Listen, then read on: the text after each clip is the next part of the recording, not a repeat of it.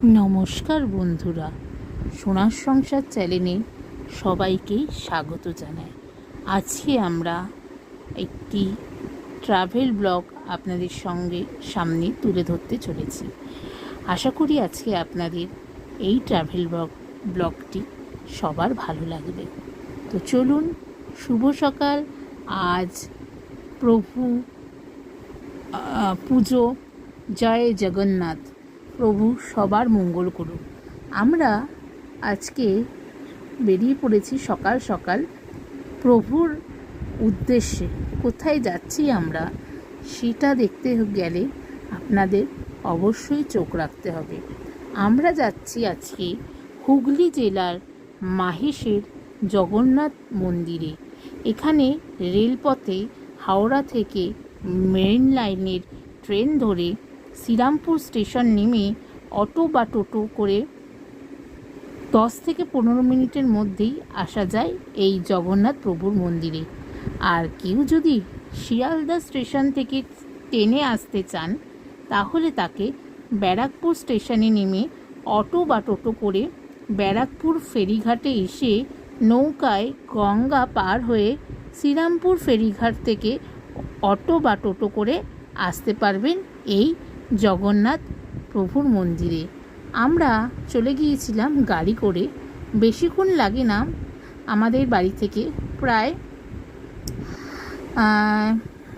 40-45 মিনিটের মধ্যে আমরা পৌঁছে যাই। আর এই হয়েছে মাহেশের মন্দিরের দরজা। আমার খুব ভালো লাগছে, এই প্রথম আসলাম। আর এই যে মাহেশের শ্রীরামপুরের রথ, সত্যি দেখে মনটা একদম জুড়িয়ে গেল। প্রভু সবার মঙ্গল করুক আর সবাইকেই ভালো রাখুক। এই যে আমরা নেমে পড়েছি গাড়ি থেকে, আর দেখুন কত সুন্দর এখানে মেলা বসেছে। আমরা যেহেতু সকালে গিয়েছিলাম সেই জন্য সেরকমভাবে আপনাদের কিছু দেখাতে পারলাম না, তবে চেষ্টা করেছি যতটা তুলে ধরার আপনাদের সঙ্গে।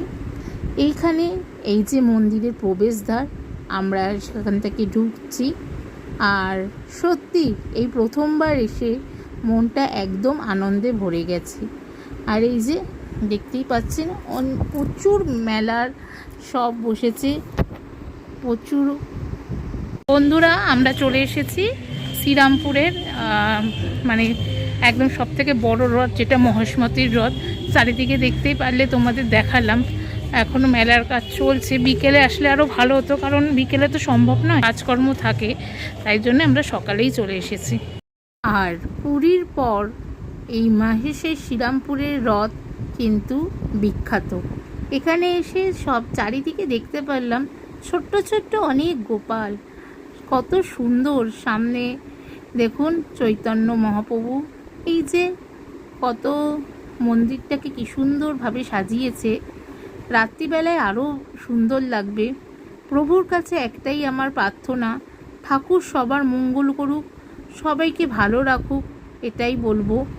ঠাকুর সবার মনের বাসনা পূর্ণ করুক। আর এখানে খুব সুন্দর করে স্টেজ করা হয়েছে, রাত্রে নাম সংকীর্তন হবে বলে।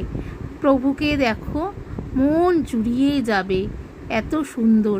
আর এরপর আমরা চলে গিয়েছিলাম রন্ধনশালায় আমাদের দুপুরের ভোগের জন্য।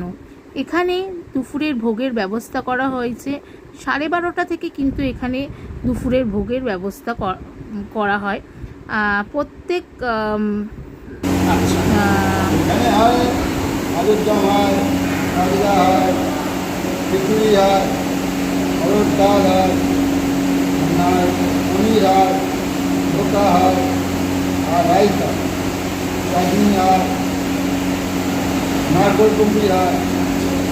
প্রতিদিন প্রচুর লোক খায়। হ্যাঁ, মানে ছাড়বে রাত্রে। হ্যাঁ হ্যাঁ হ্যাঁ, 4:20 আচ্ছা আচ্ছা। কত সমাগম হয়, আচ্ছা আচ্ছা। 5 লক্ষ লোক হয়। ও আচ্ছা আচ্ছা। আমি এই প্রথমবার এখানে এসে, খুব ভালো লাগলো, বেশ ভাল লাগছে। আর দেখুন ঠাকুরকে কি সুন্দর মালা পরেই দিচ্ছে। এই যে আমরা ঠাকুরের জন্য ফুল নিয়ে চলে এসেছি। এত সুন্দর ঠাকুরের সামনে গেলে মনটা জুড়িয়ে যায়। প্রভু সবার ভালো করো, সবার মঙ্গল করো।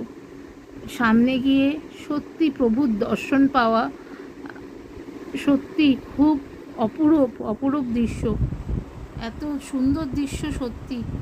আর এই যে এখানে পুজোর সব সামগ্রী সাজানো, আপনাদের সঙ্গে আমি যতটা পেরেছি তুলে ধরার চেষ্টা করেছি। আর এত সুন্দর। এরপরে আমরা পুরো মন্দিরটি আপনাদের সামনে তুলে ধরলাম। এটা গৌরাজের মন্দির, দেখুন যতটা পেরেছি তুলে ধরেছি। আর গরম বন্ধুরা আর পারা যাচ্ছে না, পুরো ঘামিয়ে গেছি। তো তোমার এই মহেশমতিতে শ্রীরামপুরে প্রথমবার আসলাম, রথ খুব ভাল লাগছে, বেশ সুন্দর চারিদিকে মনোরম পরিবেশ, বেশ পুজোটাও সুন্দরভাবে দিলাম। সবাই দেখো আর অবশ্যই কমেন্ট করতে কিন্তু ভুলো না। তো এইখানে এই রথটা কত বছর এরকম আসে?